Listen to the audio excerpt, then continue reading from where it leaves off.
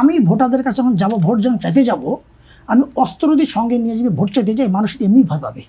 এই সরকার যখন মানে after the crackdown of Sheikh Hasina, মানে গভর্নমেন্ট চলে যাওয়ার পরে এই সরকার যখন ক্ষমতা নিল, তাদের প্রথমেই উচিত ছিল একটা ক্লিন হার্ট করে পুরা এন্টার বাংলাদেশে যত অবৈধ অস্ত্র আছে এগুলোকে উদ্ধার করা। কারণ এখানে অস্ত্র কিন্তু কয়েক ধরনের আছে। একটা আছে ধরেন, আমরা যেটা জানি যে 71-এর টাইম ইলেকশনের 71 ওয়ারের সময় যেগুলো অস্ত্র চলে গেছিলো, তার মধ্যেও কিন্তু 50% অস্ত্র কিন্তু রিকভার করতে পারে নাই। তারপরে আপনি আসেন হলো এই যে বিভিন্ন সময়ে 15-16 বছরের বিভিন্ন সময় বিভিন্নভাবে অস্ত্র অবৈধভাবে ঢুকেছিল বাংলাদেশে, সেগুলো রয়ে গেছে। থার্ড হলো থানা লুট। তো এগুলো কোনোটাই কিন্তু এখন পর্যন্ত কিন্তু কেউ পারেনি ওটাকে রিকভার করতে। তো এগুলাকে আগে রিকভার করা উচিত ছিল। এগুলাকে রিকভার না করে সরকার অর্থাৎ হোম অ্যাডভাইজার উনি আর ডিক্লেয়ার দিয়ে বললেন যে ক্যান্ডিডেটরা নিজেরা অস্ত্র যদি প্রয়োজন মনে করেন তারা অস্ত্র নিয়ে নির্বাচন ক্যাম্পেইনে যেতে পারবেন। সো আমি তো এখানেই প্রথমে ডিক্লেয়ার দিয়ে দিলাম যে আমি অস্ত্র দিয়ে আমি ভোট চাবো। তো এইটাই প্রথম একটা আপনি একটু ব্যাখ্যা করবেন কি অস্ত্র দিয়ে ভোট চাওয়া? মানে অস্ত্র ক্যারি করে আমার ভোট চাওয়া, জিনিসটা হলো না ঠিক? আমি সেটা বুঝে যাচ্ছি, অস্ত্র ক্যারি করে ভোট চাওয়া। আমি ভোটারদের কাছে যখন যাবো, ভোট যখন চাইতে যাব, আমি অস্ত্র দিয়ে সঙ্গে নিয়ে যদি ভোট চাইতে যাই, মানুষ এমনি ভয় পাবে যে লোকটার কাছে অস্ত্র আছে। এটা ভয় কিন্তু পাবে।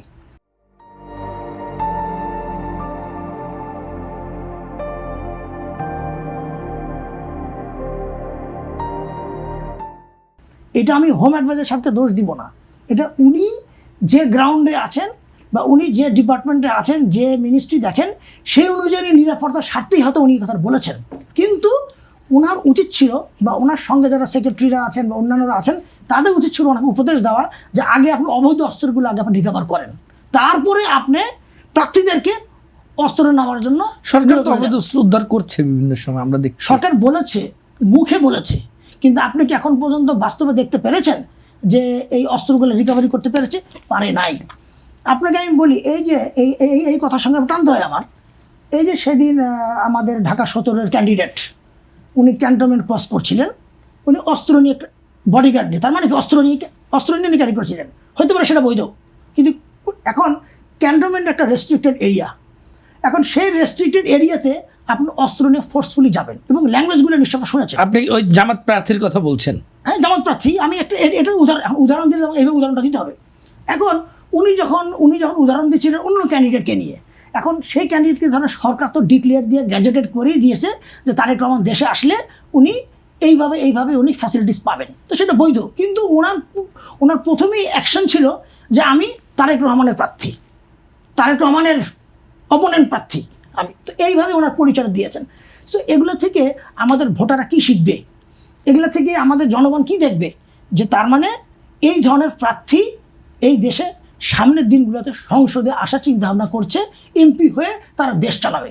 আপনি নিশ্চয়ই একই প্রার্থীকে নিশ্চয়ই দেখেছেন যে একটা ব্যাংকে ঢুকে একটা কর্মচারীকে, একটা স্টাফকে কিন্তু ঘুষি মেরে রক্ত বের করে দিয়েছে। তো এই ধরনের প্রার্থী, এখন কথা হলো কি, এগুলো কখন আপনার ভিতরে এই সাহসটা কখন জাগে? যখন আপনারা জানেন আমার একটা বডিগার্ড আছে, আমার সঙ্গে অস্ত্র আছে। আপনার যদি খালি হাতে যদি যেতেন প্রার্থীতে, আপনি অ্যাটিটিউডটা কিন্তু দেখেন, যে কোনো জিনিস আপনার মানি ব্যাগে যদি এখন অঢেল টাকা থাকে, আপনার ক্ষমতা কিন্তু একরকম। আপনার মানি ব্যাগ যদি খালি থাকে, আপনার কিন্তু কথাবার্তা অতি মোলায়েমভাবে বলবেন।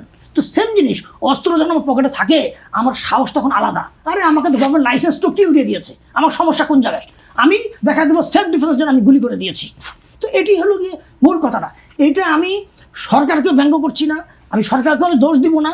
এইটা হলো সিস্টেমের মধ্যে পড়ে গেছে। এই সিস্টেমটা করার আগে উচিত ছিল ক্লিন হার্ট করে এন্টায়ার অস্ত্রগুলো রিকভার করে এরপর নির্বাচনের প্রার্থী নেওয়া হয়। তো এই কারণে আপনার জঙ্গি, আর আপনার যে জঙ্গির কথা বলছেন, শুনেন, জঙ্গি এই দেশে স্বাধীনের পর থেকে জঙ্গি সবসময় ছিল।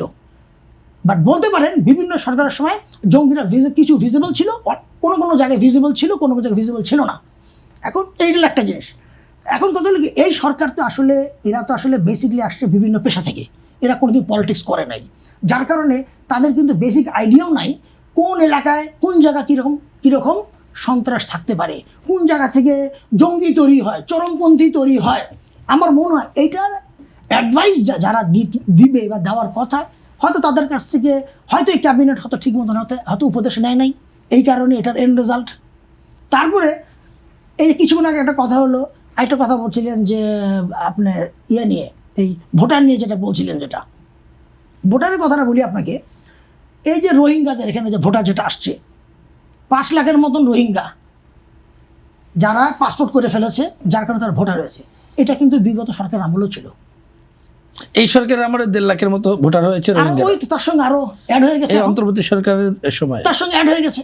এটা যে ওখানকার যে তখনকার সময় যে নেতা ছিল বদি, কি বদি জানি, হ্যাঁ, তো সেই বদি তো আব্দুর রহমান বদি, আব্দুর রহমান ইয়াবা বদি। বদি হিসাবে তার তো- আমরা তার তো ব্যবসায় ছিল হলো ড্রাগস, মায়ানমার থেকে ড্রাগস এনে ড্রাগস সেল করতো। পরবর্তীতে সরকার করলো কি, তাকে নমিনেশন না দিয়ে তার বউকে নমিনেশন দিল, ঘুরে ফিরে একই ঘরের লোক নমিনেশন দিল। তো কথা হলো কি, এগুলা তো ধরো চেইন অফ ইয়ে হয়ে আসছে, চেইন অফ কমান্ড হয়ে আসছে। তো এখন পরবর্তী সরকারও চিন্তা করেছে, তো তাদের মাথাও এগুলো নাই। পরবর্তী সরকার চিন্তা করেছে যে আরে আগের সরকারের বিগত আমলে যদি এতগুলো ক্যান্ডিডেট, এতগুলো যদি আপনার ভোটার হতে পারে, তাহলে আমরা কেন ভোটার করে আমরা কেন ইয়ে বাড়াবো না। এইটা হলো মূল জিনিসটা আসলে।